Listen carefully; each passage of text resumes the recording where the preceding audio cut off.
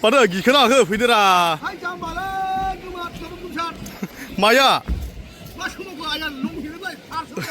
और ये मेरा बच्चा है देखो कुकी बच्चा हाय बोलो बेखिनियावनो दाउलाया गिसिबना होबाय सोरां अच्छा फिर मिलेंगे नेक्स्ट टाइम जब आएगा bye bye thank you hello friends welcome back to my another blog and you are watching the sun of बॉर्डलैंड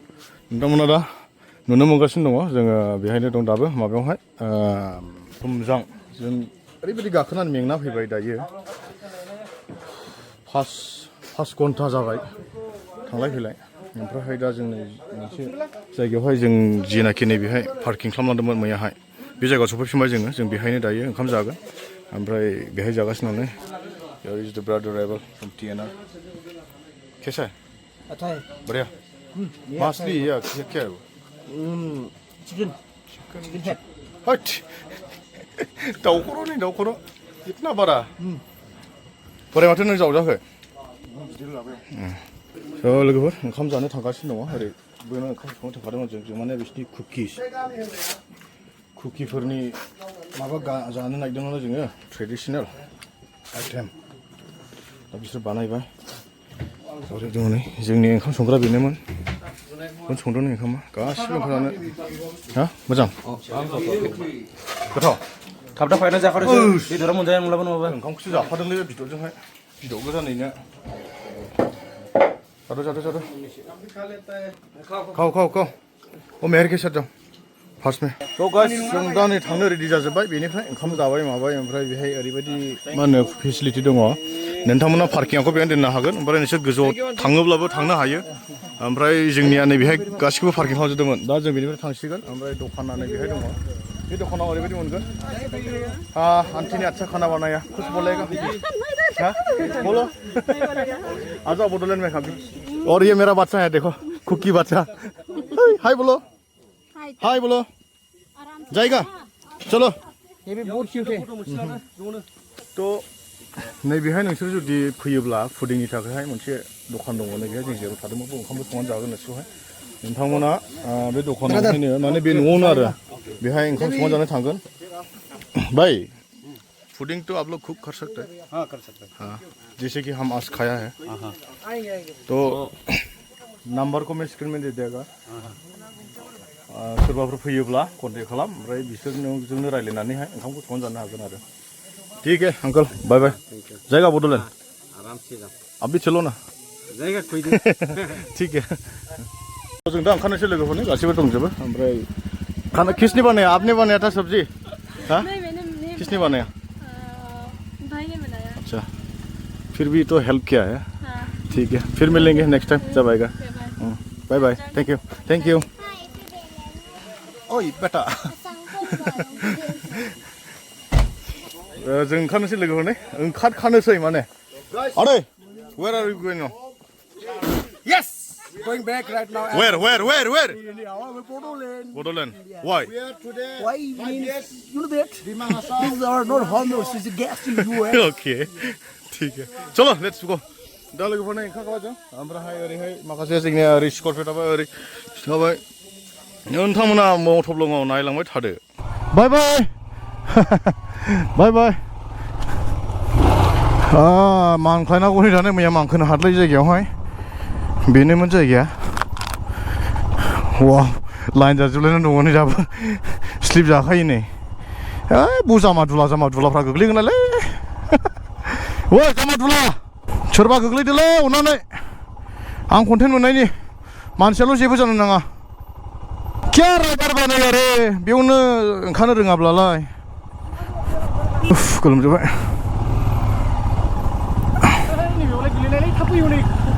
सोर लाबो जामा दुलाङा ना ड्राइभारा दस्रासो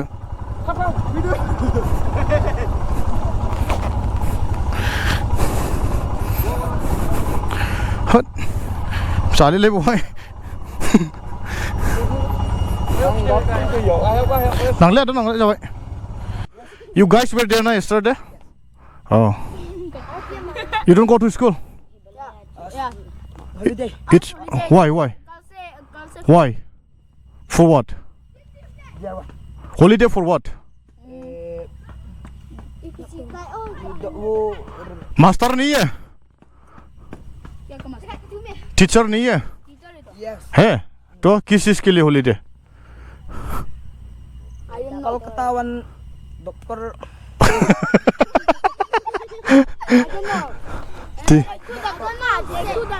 ठीक है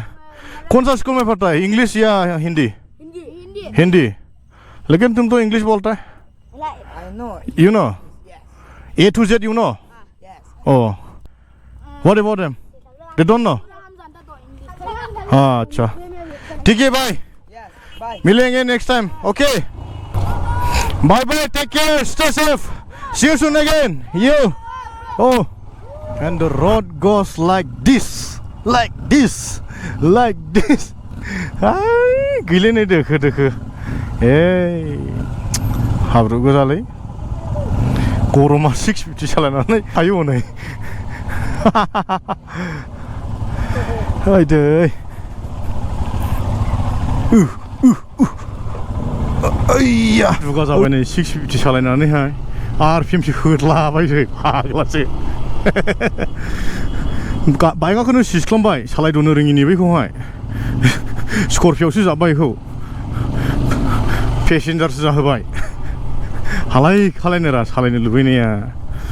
दाखालिफ्रायनो सालायलागासिनो दंखायो बै माबानि हिमालयानखौ सालायदों बे सासे तेजपुरनि फैनायनि बेथ' थांबाय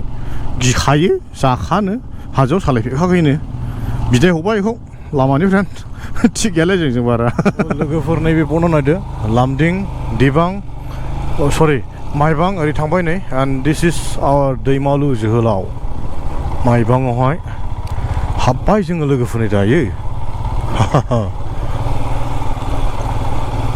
बेनिफ्राय बेसेबां जायो मिथिया आइडिया गैया दा थांब्ला नुहैगोन जेब्ला जों नुयो नोंथांमोनाबो नुगोन जों नुवाब्ला नोंथांमोनाबो नुवा बिदिसो हाय जोङो बै फारसेथिंसो हाबदोंमोन ओमफ्राय बिथिंहाय थांजाया लामाया नै ओरै फैफिनबाय जोङो बेजों थांजायो वेलकाम हरिचन्द्रपुर माइबां डिमा हासाव आच्छा फाइनालि लोगोफोरजों दायो नै माइबाङाव सफैबाय ओमफ्राय नोंथांमोननो देखायगासिनो दं जों ओरै ब्रिज बारनानै थांगोन ओमफ्राय सिङाव मा दं मा गैया नोंथांमोननो मोनफा मोनफा मोनसेनि उनाव मोनसे फोरमायनो थांगासिनो दं ना मा बुङो दावराव आदै दावराव नङाब्रा आदै जायखिया आदै दावरावब्रा दे थांबाय थादो आं दाब्लाखौ फट'खौबो सोरखौ सिथोर दाबलायलाय फैलै सोर थान्दा जा ए लोगोफोरना बेबायदि ब्रिजआ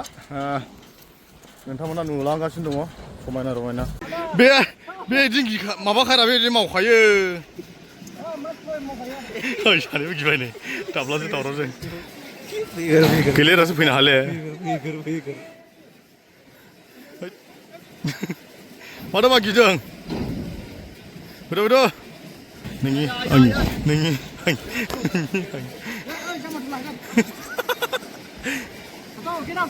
माथो गिखोना हाखो फैदोरा माया मै सोमावदों नोंला हमथानो मोनखादों नोंरा नों हमथायाखै आंनि नोंनि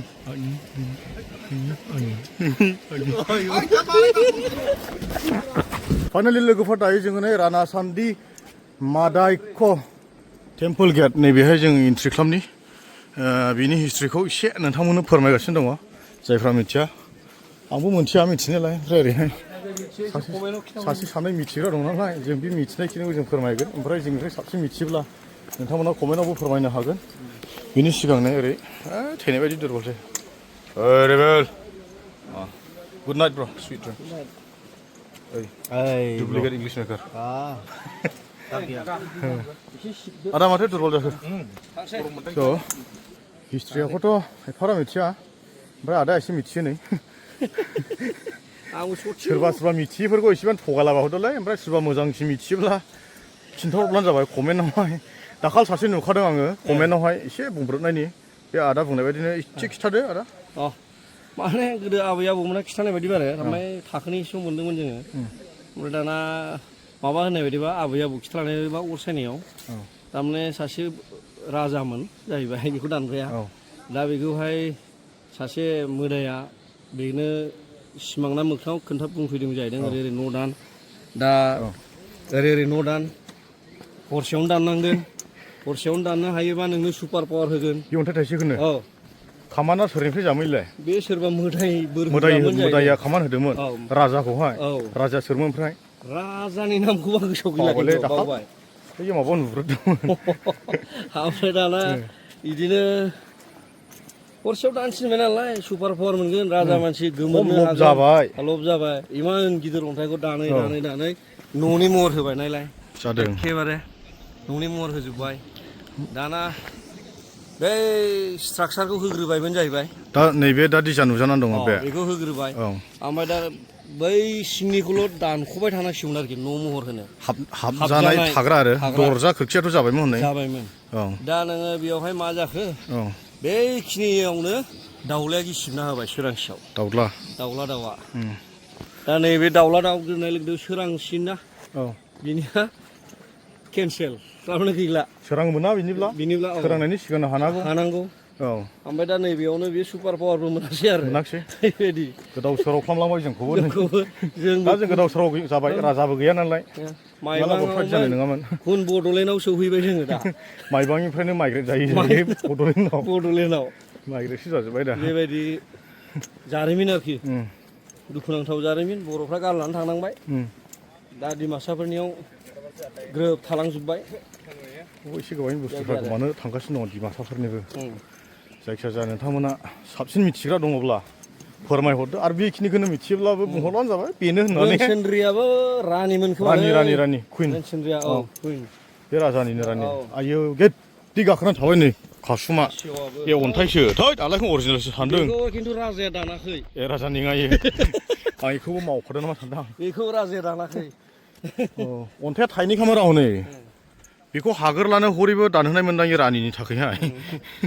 बे रानिनि जागौमोन बे राजानि दा बेखिनियानो लोगोफोर हिस्ट्रिया ओमफ्राय ओरैहायथ' गोबां जोंनि माबाफोरनि ओरै स्टेचु दङ दैमालु जोहोलाव ओमफ्राय सोरबा सोरबि हे दंलाबायो जों बेसिम थांले जोङो बिराद मेंनाय मोनबाय सान्दुं गोसा थांलेना आरो बे पार्कखौहाय माने उनावसो बानायनाय बियो सिगां गैयामोन जों गोरलै गोरलैयाव फैदलाबायला बैफोर न' जानायफ्रा गासिबो हाग्रा गोजा औ दा बेयाव गुबुन हारिया खारना थाफैजोब्बाय बाङालि दं बाङालिफोर गोजा बांसिनानो दस्रा हारिनि गोजा डिमासाफोरबो जक्स एपार्ट माने मोनसे मोननै ओरैनो कमेडि हिसाबैहाय रायज्लायबाय नोंथांमोना गाज्रि मोननो नाङा नेगेटिभ दासान माने बांद्राय सिरियास लायलाबो जाया एसे एसे बेफोर थादेरनांगौ आरो आबौ खोन्थानाय बायदिब्ला नैबे दैया बे दैया जेनेबा फिसामोन ओमफ्राय बेयावहाय मा होनो जाय मोजां मानसि फैयो गोथार बेखौ माबानो थाखाय बै समाव आरोना दाथ' बिराद मोजां सुन्दर बै समावथ' हाग्रा जंगल गासिबो दा बेयावहाय फैबा मोजां गोथार मानसि फैबाथाय दैयाव आरामसे दैसाजोंनो बारनो हायोमोन जाहैदों लामा जानो हायोमोन ओमफ्राय जाय अशुभ मानसि फैयो थारमाने एग्लुङा ज्राव बेखौ बारनो हाखाया दैया बेसेबा गोथौ जाखायो जाहैदों गिथाव फाफिफोर फैला फाफिफोर फैला येस सालालै बिदिनो लोगोफोर हिस्ट्रिया ओमफ्राय नै बेहाय दंगासिनो दङ औ देखायबाय दैया दा बेबो दै बारना फैदों नै ओरैहाय नैबो ब्रिज दंजोबो नालाय नाफ्रा गोदो राजा फैसिलाङैनि दा जाग्रा गैला रानियानो राजाबो गैला रानिबो गैला सोर जाबावनाय खारलाबायजोबबाय सोलायनानै थाबाय लांनो बेखौ आराम नांजोब्बाय ना नै गोजा गोजा जोब्बाय होद बै गिदिरलै हनै हौरैहाय हनै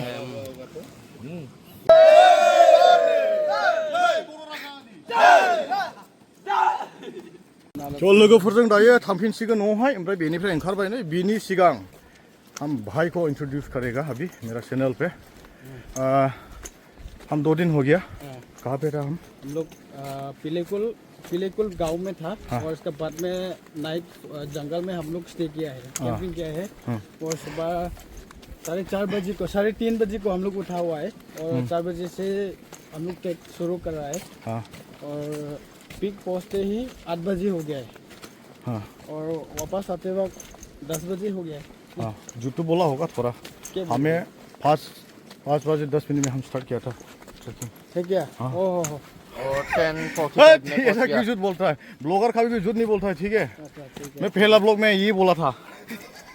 कोई बात नहीं इसी मजाक में निकल जाता है लेकिन भाई को हम गोल्डन लंगूर टीम की तरफ से थैंक यू बोलना चाहता हूँ क्योंकि भाई ने बहुत हेल्प किया हमको। इसका घर में हम खाना बनाने दिया और खाया भी है हम, लेकिन जंगल में सोने दिया हमको भाई ने। ये पूरा गलत बात है, हमको बहुत बुरा लगा है भाई, दोबारा ऐसा मत करो। और दोबारा जा पाएगा। हाँ। और ये पूरा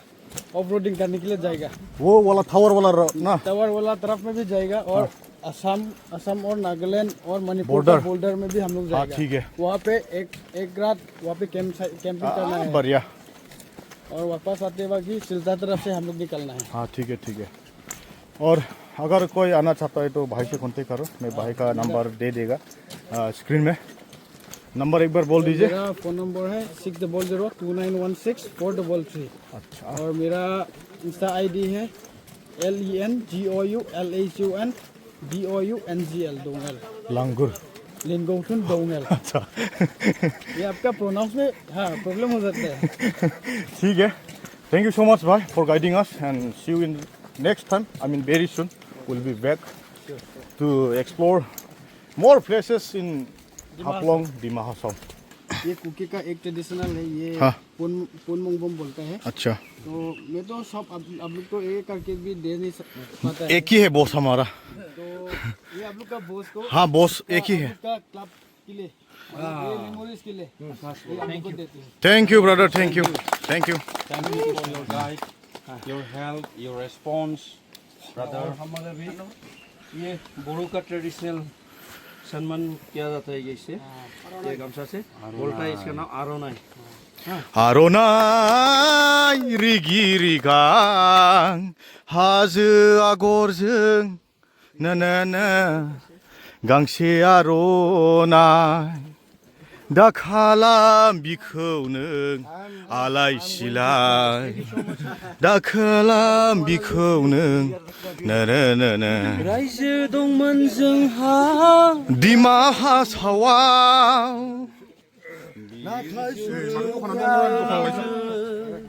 दैमालु जोहोलाव से हालुनानै बुथार जादोंमोन। फारसेथिं गजोबदों दा आदै ओरै लुनानै ओरै स' लोगोफोर जों बेबायदिनो बिदाय लालायबाय दा बे फंबायजोंहाय। ओमफ्राय जोङो थांगासिनो दङ दायो जोंनि बड'लेण्ड रायजोआव। लोगोफोर जों नै दायो माइबां नोगोरनिफ्राय एक्जिट खालामबाय। बेनो मेन गेटआ जुटाइ मिन्स थेंक इउ जाय जादों बिसनिया। ओमफ्राय नै मेन गेटना बेबायदिमोन, नोंथांमोननो एसे देखायनो आं। ठीक है भाई, thank you, see you again very soon, या टेक केयर। बेनोमोन नै गेटआ, जों बेथिं हाबाखै बैथिं हाबदों। ओमफ्राय दा नोंथांमोननो बेखौ देखायनाय जाबाय। बिदिब्ला लोगोफोर थांबाय थानि, नोंथांमोना नायलांबाय थादो एबा जोंजों थांफाबाय थादो। जों बड'लेण्डआव नोंथांमोनखौ लोगो मोनो थांफिनगासिनो दङ। लामदिङा 81, नगाव 179, ओमफ्राय गुवाहाटिया 299। आरो ओमफ्राय गुवाहाटिनिफ्रायहाय जों जोंनि न'सिम लायोला हमबावदो नोङो 200 500 दंबावो, 500 किल'मिटार न' मोनहैनो। ओमफ्राय दा टाइमा जाबाय नै 2:31 PM। गैलाबाव हाद्रिया खिन्थु अयथासार हाद्रि जायो सानैल'हाय। Light light light light light नुवाथ' नै लाइट होआला।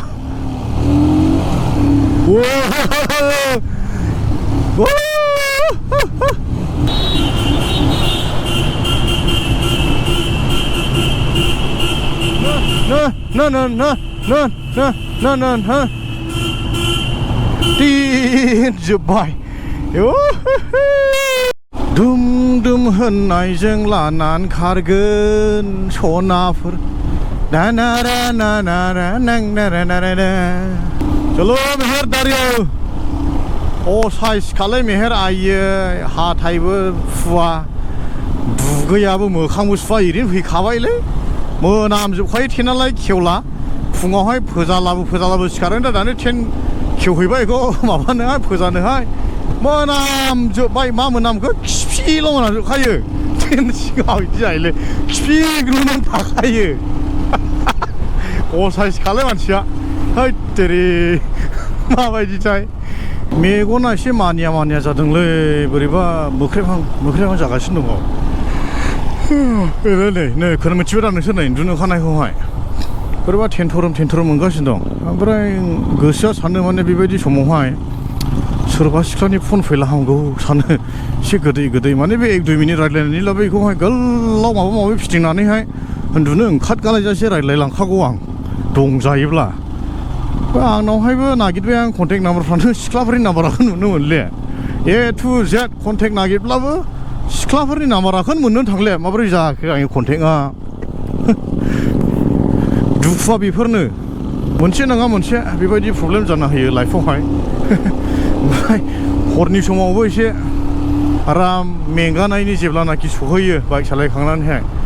लोगोफोरखौ नुब्ला एसे उसुबिदा मोनो आरो बोरैबा गोसोफ्रा एसे दरसिसि मोनो गावखौनो गाव फिल खालामो बिसोरनि भिडिअ कल नायै रायज्लायनाय ओरैहाय सना बेबि जालै बोरैबा जायो माने बिदि समाव आंबो भिडिअ कल रायज्लायलायनो लुबैथियो आरोखि मोखां नायज्लायनो गैजाया माथो खालामनो खाफाल गाज्रि उफाय गैया दा जों बायदिजोंलाय सोर रायज्लायबावनोब्रा बेबायदिबोलाय एसे सन्देहसो जासै आङो बाइक सागदाव बिमा बिफाफ्रानो जानाय नङा गाबोनबा महाय एक्सिडेन्ट जाना खुंथेंनाय बेबा हरजानाय नङा बेनो होनखानाय फिसाजोफ्रा दाबायदियावहाय मेगन खेबलाबो गोबां जेंनायाव दङलै लोगोफोर एसे हासुनायनि ब्रेकमोन ओमफ्राय बे समावनो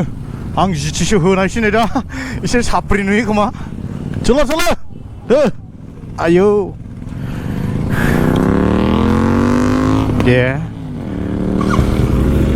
माथो गियारफ्रालाय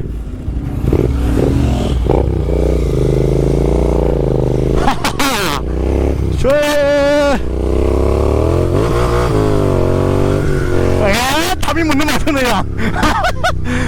अयथासार थाब मोननो नै जिटिजोंहाय गला सालायसै सिथो दुरबल सालायग्रायलाय मा जिटि सालायनायफ्रावहाय केमेरा एंगेलाखौ आं बुंनो रोंलेलै लोगोफोर जौद्रायो ना हायद्रायो ना मा जायो नायलांसाबदो DN-नि 650 जिटिखौ होगासिनो दङ आंबो एसे साप्रि महर लानोहाय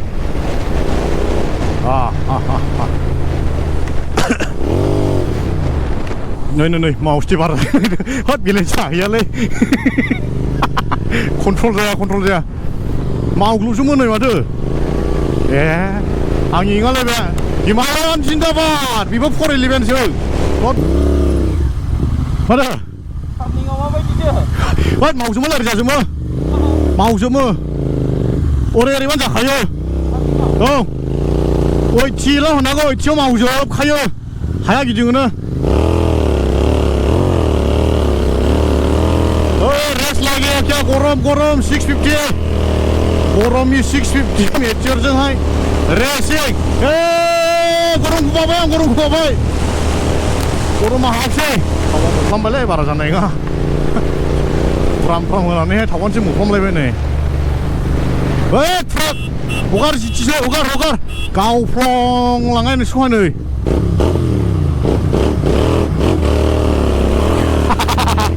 गलानो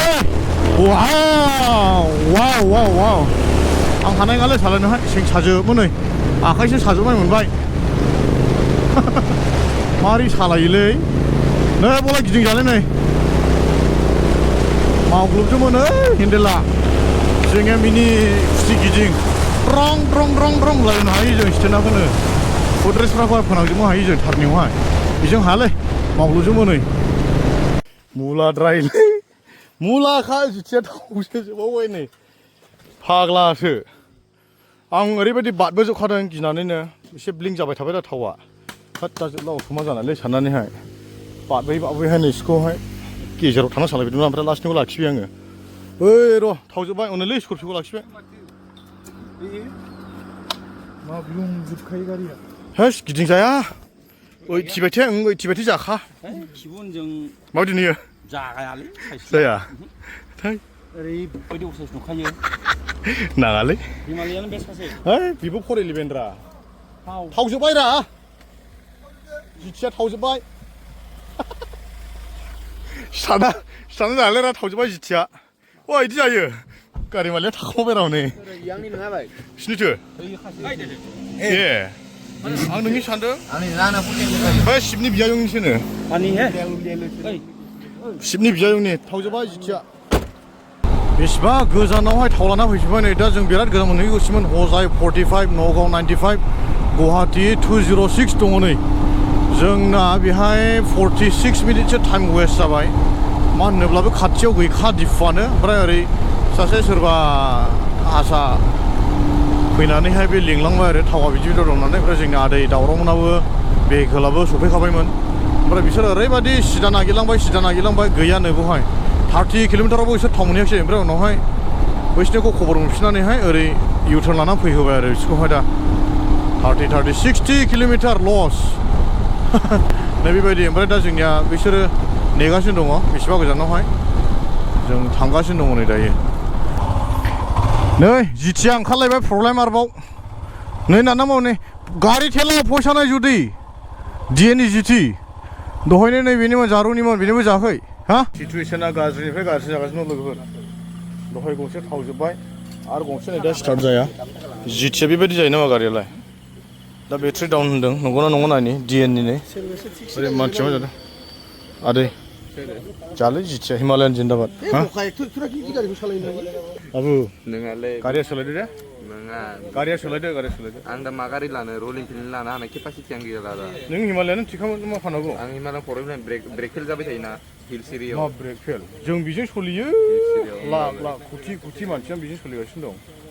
ओमफ्राय नै दा बे मा खालामखो नोंखौहाय हिमालयान दखा हिमालयान 450 फैगासिनो दं दखा 450 फैगासिनो हिमालयान नै दा बेनि बेटारिखौ बख'नानैहाय नायनायसै आरो दहाय थाव जोबनाया इमोन बै थावजोब्बाय जालै माबायदिसिना जायो जिथिया आं एरैनो हरलाबो लांलै बेखौहाय न'आव डेक'रेसन खालामना दोनहैदोलै होनलाबो नाङा आङोहाय ओंखायनो हिमालयान 411 जिल जाबाय बेटारि सोलायनानै स्टार्ट जाबाय नै गारिया बै गंसेनिफ्राय बख'बाय दा टाइमा जाहैबाय गुड बाय माखासे तेजपुरि दंमोन नै मेहेरमोन दंमोन ओरैहाय ओमफ्राय माखासे फंबायफोर जिएलआरजों गोबाव समनिफ्रायनो ओंखारनो लुबैफानाय दंमोन बिसोरजों राइड खालामजोब्बाय राइडना जोब्बाय दिनै लास्ट दे सानबा दिनैहाय ओमफ्राय जों नै न'आवनो जों गावलायसिगोन जों थांबाय दा चिरां बड'लेण्डआव ओमफ्राय बिसोर थालांबाय दिखियाजुलि मोजां थांदो दे लोगो मोनगोन उनाव चलो लोगोफोर ओंखारबाय नै नगावनिफ्राय एन्ड द टाइम इज 12:28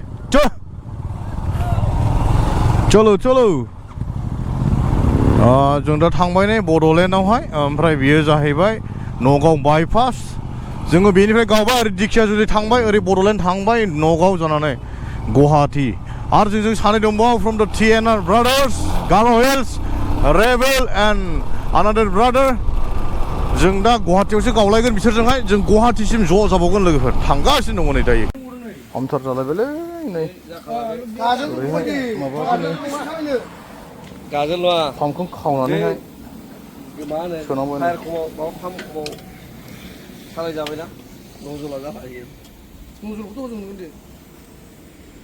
जिखौ सोलायखानांसिगोन दाना ओरैनो नङालै लोगोफोरनि पाम्पसार जालायबाय बेरे फुंजानि ओमफ्राय दा बानायदोंखौनो माबा खेवनोबो रोङानो रेन्जबो गैयानो बेखौहाय दा खेवना हरलायबाय आं नै ओइ नोंबो थिग नामा मानसियालाय ओंखाम जाखै खेवनो रोंलायलायो बानायरो मिस्ट्रिफ्राबोलै हरसे उन्दुनाय गैखाया सालायगासिनो दं नै दासो बरमा सफैदों बरमा बारनानैहाय ओरैहाय एसे आवगायनानै दं आरो खामानियानो सेल्फ सार्भिस जाबाय आदैनिया ओमफ्राय नै गथनाया मा जाबाय ब्रेक्सखौ गोलैनो मोननाया गाबाय जाखाले दा गोदान लागायनायसै दा थांगोन जों बङाइगाव सिगांनिल' होलांनायसै आदैनो गोरोंखालै जेबो जाखायदिया जोंना प्रफेसनेलफोरनाव नायलांबाय था नोंथांमोना जोबमाखौ ओमफ्राय न'सिम फैगोन हिमालयआव फोजोबहैगोन जागोन हिमालयानि ओंखाम उखैबायमोनलै बिरादनो हरावबो माबा जाबाय इन्ट्रेस्टआनो मोनाखिसै दा सहैबाय हिमालयआव ओंखाम जागासिनो दङ सानबानि राइड कमप्लिट जाजोब्बाय ओंखाम जानानैहाय दा न'आव सिरि उन्दुनायसै दिनै सानसे फन हरफा लोगोफोर गासिबो गावबागाव दं मोजाङै जोबस्रांजोब्बाय ओमफ्राय राइडआबो कमप्लिट जाबाय जोंनि क्लाबनि अफिसियेल एनुवेल राइडखौहाय फोजोबजोब्बाय दिनै हरसे ओरैबायदि सालायबोबाय आंथ' गेजेराव उन्दुनो खाना खाराव गाखोबाय मथा मथि हरसे सालायबाय दिनैहाय दा नोंथांमोना भिडिअखौ जोबजासे नायनायनि थाखाय थेंक इउ स' माच बे थाबैनो गुबुन भिडिअ एबा गुबुन ब्लग लाना फैगासिनो दं नोंथांमोना नेनानै था बेबायदिनो सापर्ट खालामनाय स' थेंक इउ स' माच लोगो सि इउ इन द नेक्स्ट